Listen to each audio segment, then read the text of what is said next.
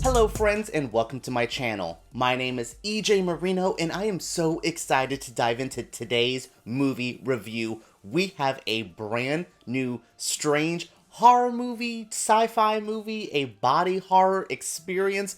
Oh boy, we are talking about Brandon Cronenberg's Possessor.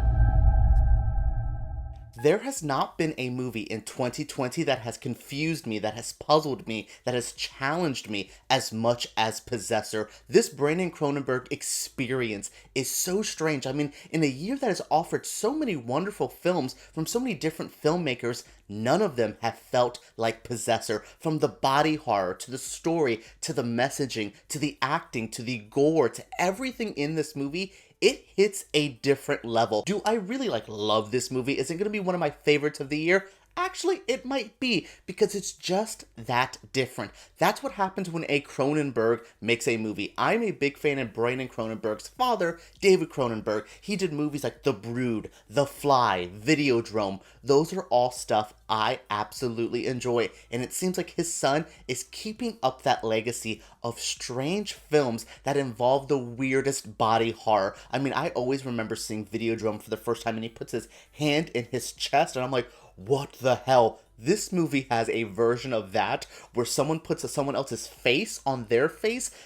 Oh my god, I can't even get to explaining little stuff like that because you just have to see this movie to believe it. Trying to sum up or recap Possessor is not an easy task, but I'm going to try it. So we have a woman named Tysa, I think that's how you pronounce her name. So she is working for an agency that possesses people's body, and they fill out tasks or missions to do while they're in that person's body. We start at the beginning when she enters a black woman's body, shoots a man, and then she goes to kill herself, but she can't. So she does this weird death by cop thing. Then we go into the actual story. We see that this woman is going into different bodies, pulling out stuff for this shady organization that she works for. Every time she seems to go in a body, it seems like she's losing herself a little bit more, because they have to do these tests after to be like, so do you know what this is? Do you know what this is? Making sure that it is her. Now, her test doesn't go so well, but they still send her on another mission, and that mission is the whole plot of this movie, and it goes it goes bonkers. You think you're oh, it's gonna go this way.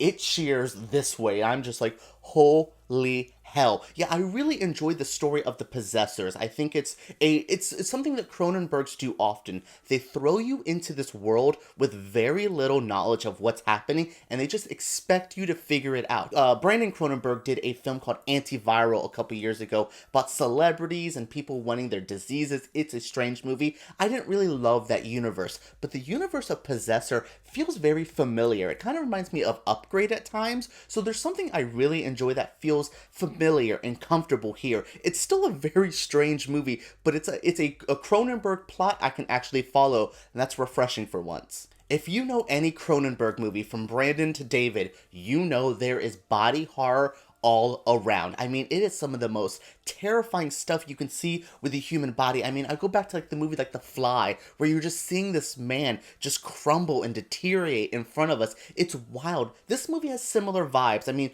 the way that you have to possess people is this weird thing in the head, so there's a lot of weird head trauma. There's a lot of weird, a head trauma when someone's head gets squished. Oh my goodness. Yeah, there is just a lot of weird stuff with the body here, so I would say if that stuff freaks you out, definitely avoid this. This is not for the easy viewing. There's a lot of sexuality in this film. There's a lot of gore. There's some weirdness. There's violence against people you normally wouldn't want to see violence against.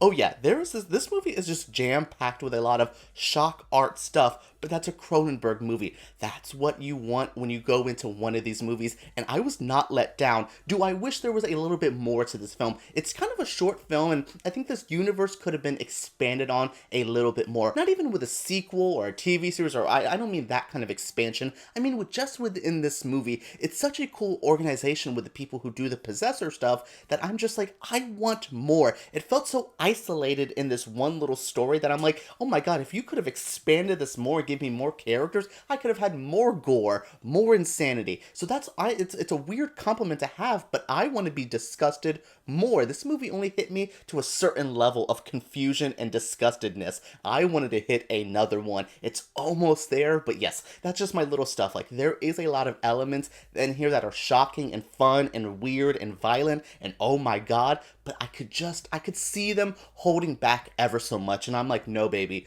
you go for that full Monty, you go for crazy gore, and I just wanted to see that a little bit more here. I wanted to take a quick moment to talk about the great acting in this movie. Andrea Riseborough, who is an actress I saw this year in the movie The Grudge, did not like that movie, but she was in Mandy. Don't like that movie so much, but I do like her performance, and Nick Cage is fine in that movie. She is the center of this film, and is so good. She's also playing off the actor Christopher Abbott, who's playing Colin, the person she possesses, later on in the film. Those two, especially when they start interacting with each other, it is so good. Oh my god, I love these two actors together. I love Andrea a lot. I think she is a scream queen in the making, and it's just something to see her in these genre films, to see her have so much fun and embrace the insanity. It is so awesome. We also have like kind of esteemed actors like Jennifer Jason Leigh and Sean Bean here. They don't have the biggest roles ever. They're kind of like the names that would draw some people in. They still do a fantastic job. I love Sean Bean. You know, when Sean Bean's in a movie, you know how his outcome's going to be, and